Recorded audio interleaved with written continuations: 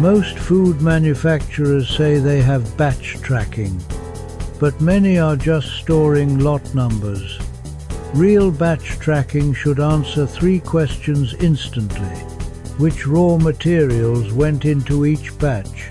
Which customers received those batches? And how much of that batch is still in the market? When this information isn't available, a small quality issue can turn into a massive recall. Instead of recalling one batch, companies recall everything.